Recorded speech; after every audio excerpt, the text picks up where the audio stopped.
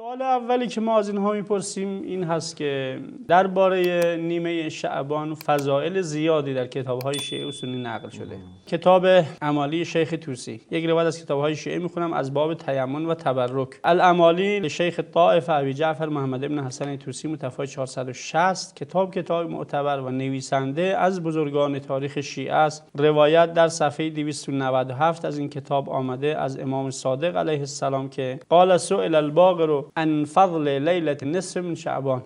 از امام باقر درباره شب نیمه شعبان، فضیلت شب نیمه شعبان سوال شد. فقال هی افضل لیلة بعد لیلة القدر. شب نیمه شعبان بعد از شب قدر برترین شب سال هست. فیها یمنح الله العباد فضله. خداوند در این شب فضل خودش رو بر بندگانش گسترش میده، فراوان باز میکنه سفره کرم خودش و یغفر لهم بمنه. خدا امشب منت میگذاره گناهان شیعیان رو در این شب، کسانی که در این شب به حال عبادت کردند و شب زنده‌داری کردن رو میبخشه. فاجتهدوا فی القربة الی الله فیها. در این شب خیلی تلاش کنید که کارهاتون قربت الی الله باشه و کارهایی انجام بدید که به خداوند شما رو نزدیک کنه. فانها لیلة آل الله علی نفسی الا یرد سائلا له فیها ما لم یسأل معصیه. خدا در این شب به خودش این تعهد رو داده که هیچ سائل رو دست خالی بر نگردانه. هر کسی هر حاجتی داره خداوند در این شب به او خواهد داد، مگر اینکه معصیتی، گناهی، چیزی بخواهد که دیگه اون رو قطعا خدا برآورده نمیکنه. میگه اون شبی است که خداوند این شب رو برای ما اهل بیت قرار داده در ازای شب قدر که برای پیغمبره. شب قدر مال پیغمبره، شب نیمه شعبان مال اهل بیت علیهم السلام هست. در این شب زیاد دعا بکنید. در این شب هر کسی 100 بار تسبیح بگه، سبحان الله بگه، 100 بار الحمدلله بگه، 100 بار تکبیر بگه، خداوند تمام گناهانش رو میبخشه، حوائج دنیا و آخرتش رو خداوند برآورده میکنه. و شب بسیار مهمی هست. پس بعد از شب قدر که خداوند فرموده لیلة القدر خیر من الف شهر، از 1000 ماه برتر هست، این شب بعد از اون با فضیلت این شب هست. این روایت کتاب شیعه. اما روایت اهل سنت هم بسیار روایت جالبی هست.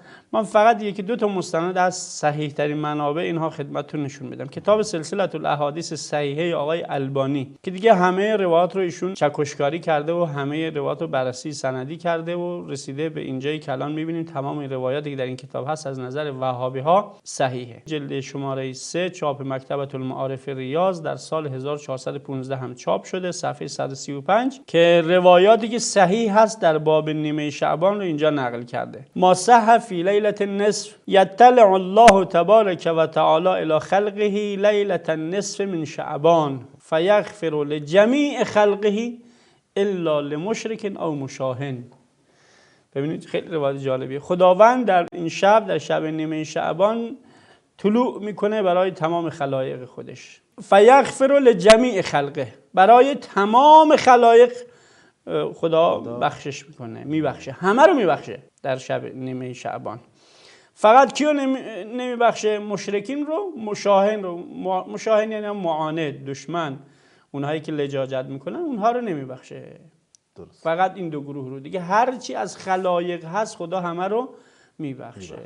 همه رو میبخشه جز کسانی که شاب امرد رو میپرستند و خدای احد واحد رو نمیپرستند، یا اونایی که معاند مثل شبکه‌های وهابی. آقای البانی میگه سند روایت صحیحه، از جماعتی از صحابه نقل شده با طرق مختلف، از معاذ بن جبل، از ابو ثعلبه خشنی، از عبدالله بن عمرو بن عاص، از ابی موسی اشعری، از ابو هریره، از ابوبکر، از عوف بن مالک و از عایشه. خب روایت طولانی هست، حالا تک تک این روایتی که آورده رو نقل میکنه، سندهاشو نقل میکنه و در آخر هم نتیجه گیری میکنه که سند قطعا صحیح هست، کسی حق نداره روایت رو تضعیف کنه. همینطور در صحیح ترغیب و ترهیب خودش آقای البانی باز جلد 3 چاپ ریاض چاپ 1421 دقیقاً همین روایت رو میاره. یطلع الله الی جمیع خلقه لیلة نصف من شعبان فیغفر لجمیع خلقه الا لمشرک و مشاهن. این یک روایت. باز روایت بعدی خدمتتون عرض کنم در کتاب آقای شافعی اومده، الام امام محمد ابن ادریس شافعی متفای 204 جلد دوم از کتاب الام، مهمترین کتاب آقای شافعی هست. چاپ اول 4422 در دارالوفا چاپ شده در المنصوره مصر. صفحه 485. قال شافعی میگفت و بلغنا انه کان یقال ان الدعاء یستجاب فی 5 لیال. دعا در 5 شب به اجابت میرسه. خب این شبا چیان؟ شب جمعه، شب عید قربان، شب عید فطر، شب اول رجب و شب نصف نیمه شعبان و لیلة نصف من شعبان. اینم آقای شافعی گفته دیگه، نظر امام شافعی ها هست دیگه این مطلب. خب حالا این روایاتی که خوندیم کتاب‌های شیعه، کتاب‌های اهل سنت و از سنی که فهمیدیم هم چه روایتی هست در فضیلت نیمه شعبان. ما روایاتی از منابع شیعه و از منابع اهل سنت با سند صحیح خواندیم که شب قدر، شب نیمه شعبان شب بسیار مهمی هست. حالا سوال من از اهل سنت این هست که خدمتتون عرض کنم چرا نیمه شعبان هم چی فضیلتی داره؟ خب شب قدر که مشخصه، شب نزول قرآن هست. شب عید فطر مشخصه، درسته. شب عید قربان مشخصه، شب جمعه هم مشخصه، عید هست، سید الایام. بله.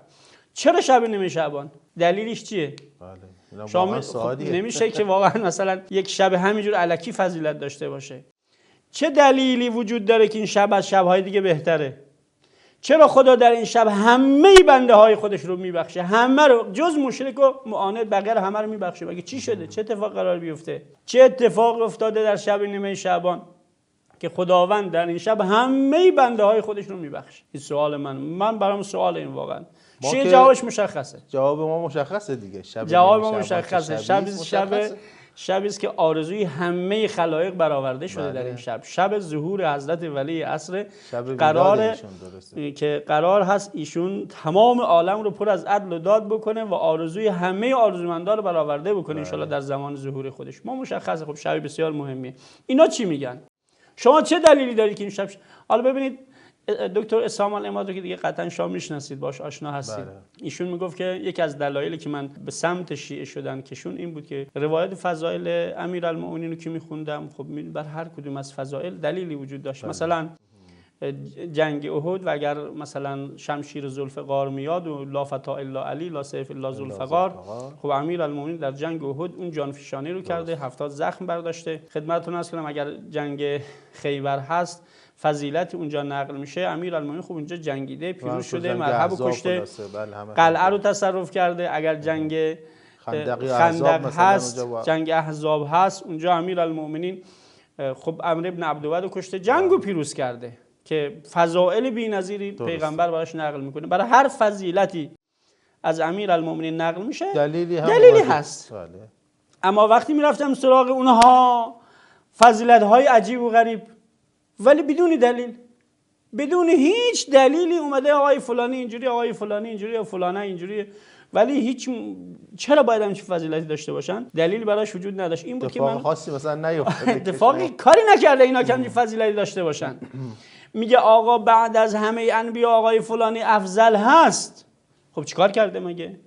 جنگیده، جهاد کرده، مالشو بخشیده، چیکار کرده که اینجوری شده؟ به عبادت داشته، هیچ فضیلتی نداره ولی خب در این حال همچین. این سوالم برای من مهم هست. شب نیمه شعبانی که خدا گناهان همه بنده های خودش رو میبخشه، چه اتفاقی در این شب افتاده؟ جواب بدم به ما.